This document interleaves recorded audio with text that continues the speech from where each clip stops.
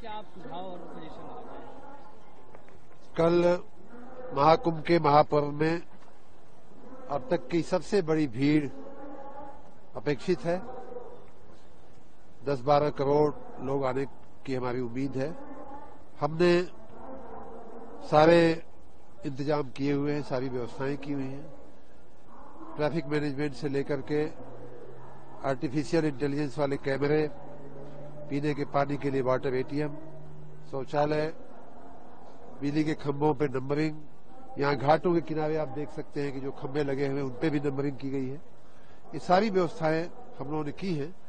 लेकिन तीर्थ यात्रियों को मैं 1 मिनट में कुछ बातें ध्यान में रखने लायक अवश्य बताना चाहूंगा। पहली बात तो ये है कि जिस भी मार्ग से वो आ रहे हैं, अगर अपने वाहन से आ रहे हैं तो एक उसकी जो निर्धारित पार्किंग है, वहां जब आप पार्क करेंगे तो उस पार्किंग को आपको याद रखना चाहिए, किस मार्ग की किस पार्किंग नंबर पे आपका वाहन खड़ा है।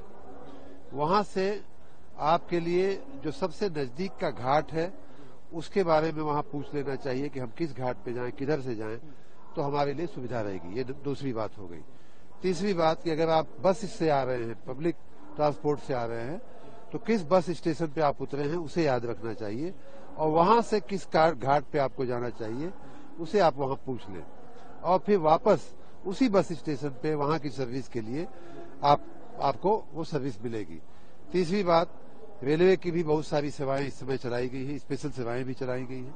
यहाँ प्रयाग में या उसके आसपास के जो 5-6 रेलवे स्टेशन हैं, प्रयाग है, जंक्शन है, रामबाग है, छुकी है, तमाम इस तरह के जो फाफा मऊ है, तमाम रेलवे स्टेशन में से जहां भी आप उतर रहे हैं उसको आपको याद रखना चाहिए, और वापस जाने के लिए उसी ट्रेन की उसी सेवा के लिए उसी जगह पे जाकर के आपको अपनी ट्रेन और बस पकड़ना चाहिए। और अगली बात यह है कि मेले में बार बार आपको इन सुविधाओं के लिए, आपकी इन सेवाओं के प्रोवाइड करने के लिए बार बार अनाउंसमेंट किए जा रहे हैं। बार बार जगह जगह पे हमने साइनेजेस लगाए हुए हैं।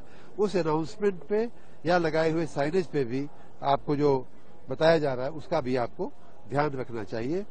और यहाँ जब घाट पे आप पहुंचे या बीच में यात्रा में हो तो अपने स्वजनों के साथ रहें, उनके ग्रुप में रहें। ऐसा एक आगे चलने का, एक पीछे चलने की आदत अगर हो तो उसके साथ उससे बचें। आप सबका साथ, सबके हाथ पकड़ करके अगर चलेंगे तो आपको सुविधा रहेगी। सबका नंबर, अपने ग्रुप के सभी लोगों का नंबर आपके पास होना चाहिए। बिजली के खंभों पर जो नंबर लगा हुआ है उसको आप याद रखें, उसको आप निर्धारित कर लें।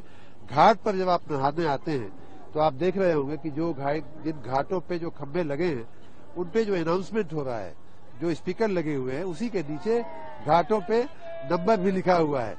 उस नंबर पे जहां आप अपना कपड़ा निकालते हैं, जहां आप खड़े होकर के अपने वस्त्र बदलते हैं, उस खंभे को भी आपको याद रखना चाहिए। क्योंकि कई बार पानी में नहाने के लिए उतरने के बाद नहा करके जब आप निकलते हैं तो कई बार उस जगह की जगह आप दूसरी जगह जाकर के निकलते हैं, लेकिन फिर आप उसी खंभे पे आपको वापस आना चाहिए जहां आपके परिजन आपकी प्रतीक्षा कर रहे होंगे, या आपका कपड़ा, आपका सामान जो है वहां रखा होगा। तो ये सब बातें।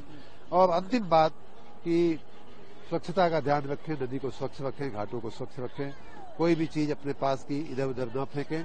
अपनी सुरक्षा, दूसरों की सुरक्षा और स्वच्छता का अवश्य ध्यान रखें। यही बातें मैं अपने तीर्थयात्रियों से निवेदन पूर्वक कहूंगा, और आपकी सेवा में हम सभी तत्पर हैं, सभी सजग हैं।